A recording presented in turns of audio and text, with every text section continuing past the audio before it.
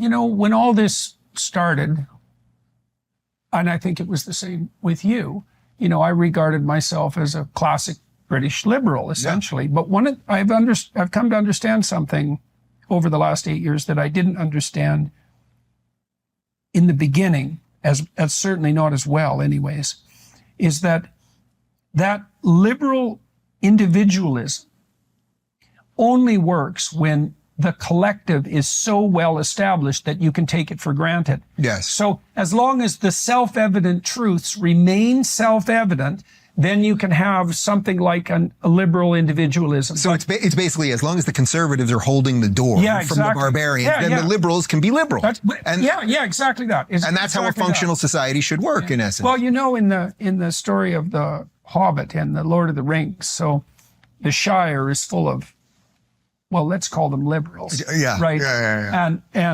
And they're smoking some stuff. They're hobbits, and they're all pursuing their own thing, and they think their little kingdom is everything. But, the borders are protected by the Striders. Aragorn is one of them. And it turns out that he's the descendant of ancient kings. And that's exactly right. It's like, as long as the perimeters are defended by the descendants of ancient kings, then there can be freedom inside the walls.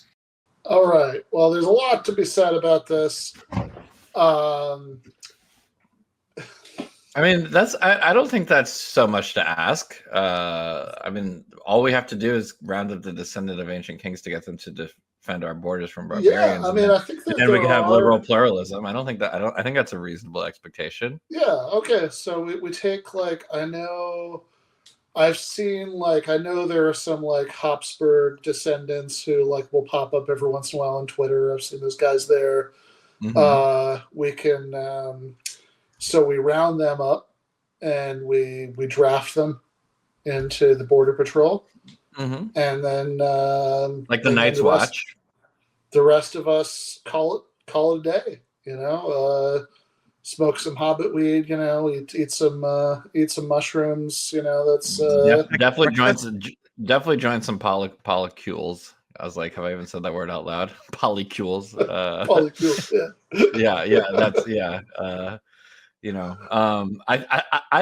I think what makes JP a genius is the fact that when he was summing up his little metaphor, he didn't what you would think he would do is then be like, so I mentioned that specific. So basically what I'm saying is you need to defend our border, but instead he just repeats descendant of ancient kings again, as if that was the standard he was talking about in the so exactly. So as you can see, as I've demonstrated, what you need is the descendant of ancient kings. And that's the little flourish that I think makes him a rhetorical genius in terms of entertainment value. I mean, look, I've got some more metaphorical thoughts about what's going on here, but I think, knowing Andy, my guess is that he's going to have a critique on the literal level here, or maybe not. Maybe I'm wrong. Andy, does Peterson have the setup of the Tolkien verse correct here? Well, first of all, Aragorn's name was Strider. That was the name he went by to hide his heritage. He was a ranger, which were set up by the elves to defend the forest. Basically just kind of keep an eye on, the quote unquote evil races. I hate that term, but that's part of what Tolkien kind of sets up with the orcs and the goblins and all those creatures. But anyways, that's what he's there to kind of monitor their movements and be a protector of the forest. It's usually elves, but there are a few humans, and since he happens to be a descendant of the oh god, I'm blanking on the name of that kingdom, but they're actually a group of men that actually live much much longer than average men, because he's 100 when the story starts, when we meet him, but he doesn't look 100. So yeah, there's so much he got wrong in there. The Striders is just cracking me up, because we all know it's the Rangers, right? Yeah, that is 100% something we all know. I wanted to laugh, but I was too busy crying. at him messing up the lore so badly. No, like, I wish I thought it was funny, but it's just fucking sad. I mean, I don't. Yeah, I mean, it's funny because like I'm not. I mean, I've read all these books. I certainly won't pretend I haven't, but like, it's been a long time. There's a lot of these details. I must admit, I've watched the special editions twice this year, so I think the point he was probably trying to make is, like, this is what I've having read not only this most recent one, but also other books by Matt McManus that I've learned to call ordered liberty conservatism. Right? It's a kind of conservatism where you do make a big deal about certain kinds of, I mean, Peterson said earlier, right, that old-fashioned British liberalism, right, that you like that kind of like Anglo-liberal tradition, like certain rights that people are talking about in that context. But you say you can only have that in like a sufficiently orderly society, and you might think that you can only have a sufficiently orderly society if people are virtuous enough. And then once you get to the bottom of this particular well, I think it's going to turn out that you need to force people to be a little virtuous, or at least give them a hard shove. And I think that's roughly the point he was trying to make. I don't think his metaphor was particularly successful in illustrating what he wanted it to illustrate, because it's like, well, shit, that's really it, right? We just need the writers, to like keep the orcs at bay, and then we can all live like hobbits, because I mean, that's I mean, one, I don't know how much sense that makes, but two, I don't know that this is going to really produce the kind of society that Peterson himself wants, right? I mean, is that really it, right? Is just the border security from the ancient kings, right? I mean, it's like, it seems like what he's trying to say is, well, you need some sort of controls to stop things from getting too decadent and out of hand, and then you can have your little liberties, right? But I think, right, that's what he's trying to say. But it's like, I don't know, man. I mean, one, like, I know they played this up pretty hard in the movies, especially Fellowship of the Ring. But I feel morally certain that the Hobbit weed is not, in fact, just tobacco. Like, you don't want to leave, you're really hungry, and you want to eat at odd times of the day, that's etc. Right? That's like, so, that might be the first area of disagreement, that Professor Peterson would have there. But then beyond that, I don't know. I mean, I actually think that him not thinking this, look, I know this is me taking this way more seriously than it deserves to be taken, but I actually think him not thinking this metaphor through says something about the contradictions in the JBP worldview, because like his whole thing is he wants like order and stability and all of that. But he also just loves the shit out of the free market, right? Like he's always talking about that. And it seems to me that there's a limit to how much you can have both of these things, right? I mean, that this is still like the, hey, you guys are still, okay, good. I was just making sure my image hadn't frozen. But, I mean, the market is the most destabilizing force in like human history.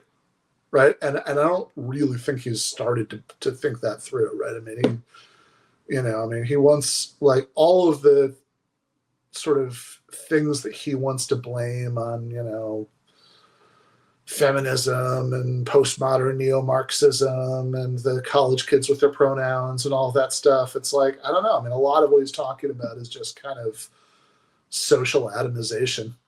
And a lot of that, really has nothing to do with, people read too much Foucault in college or whatever, and everything to do with living in an economically precarious society where, people have to spend all this time just making ends meet, right? Like it's like, because look, there is a certain sense in which I will say the sentence, I do kind of want people to be able to live like hobbits, right? That there's this article from 2016 that was published in Dissent magazine.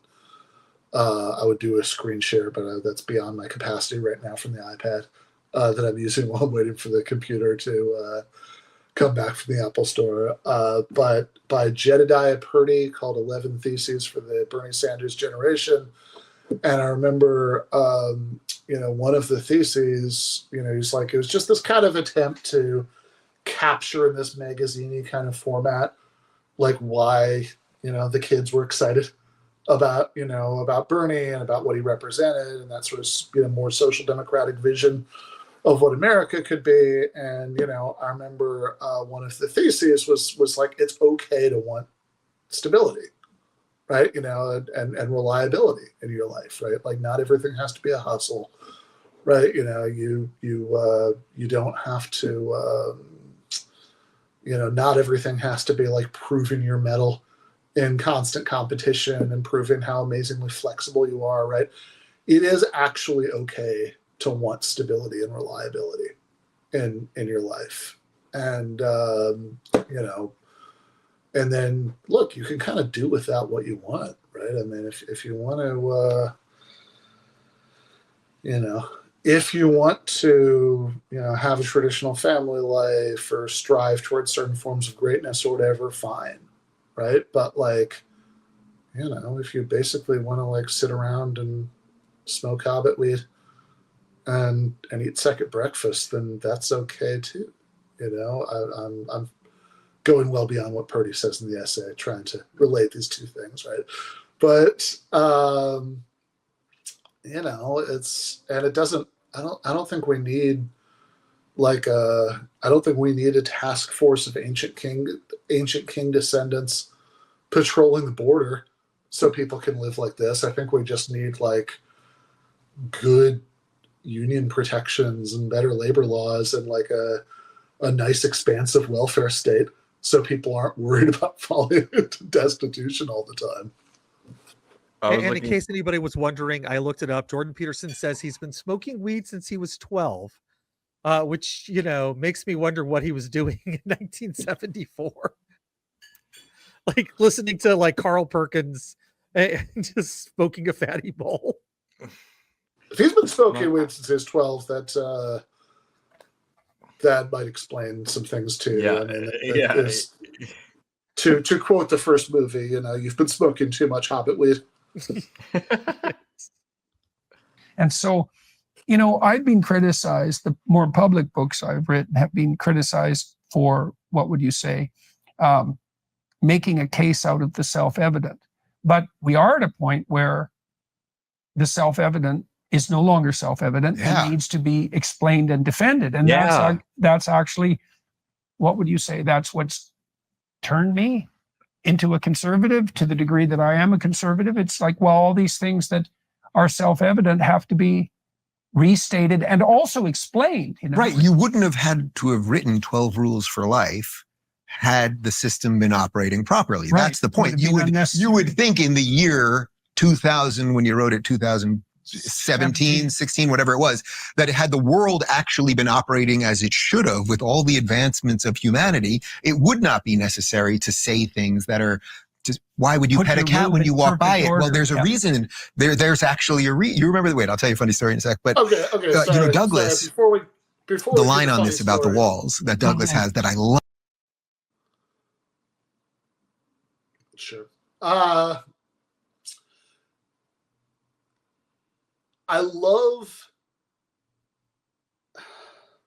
not even saying this in a mean-spirited way.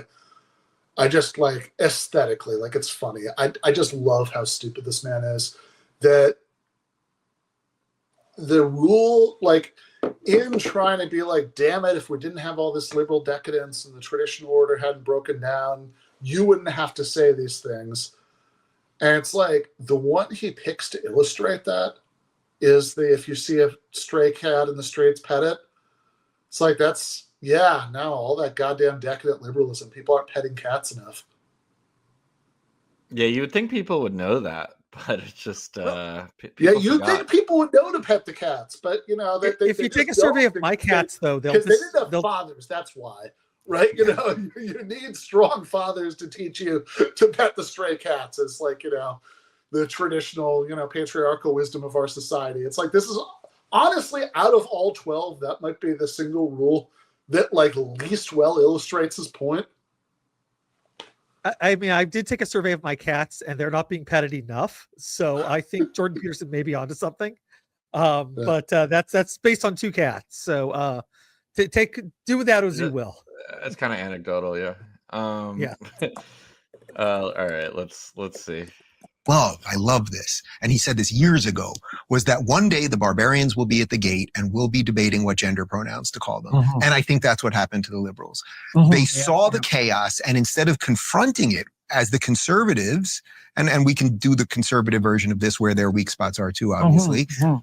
Just real quick, though, I mean, it's pretty disgusting to call, I assume that, you know, their line would be like they're just calling like rapists and murderers barbarians. But I mean, I think the obvious slip there is just referring to any immigrant, right, who's trying to come in, that there's just like hordes of barbarians coming in is a pretty disgusting idea, because especially because literally in Lord of the Rings, they literally are a race of violent people, right? But this is that in our case, they're actually part of the same race as us. I'm not sure if they, you know what I mean? Yeah. They're not genetically predisposed toward worse behavior than us, although maybe some conservatives would believe that, right? So there's something kind of gross about saying that. And also, it's a little bit funny, as always, right? That it's like, to the extent that we're mixing and matching subjects here, and I understand both of these guys are not above getting lost in a metaphor and being a little unclear about what's part of the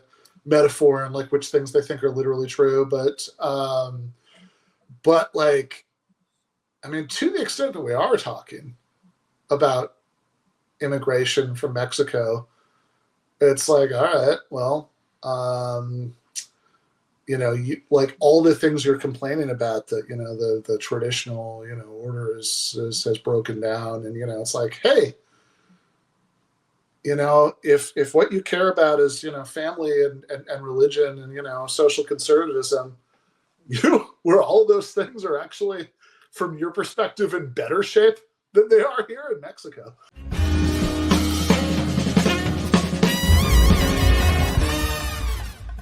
You have been watching free public content from Give Them an Argument. To access every single episode of the show, the main show on Monday nights, all of the streams, all of the debate breakdowns, all of the patron-exclusive postgames on Monday nights, all of the patron-exclusive bonus episodes every week, and much, much more, go to patreon.com/Ben Burgis. I cannot resist ending this with, don't be foolish.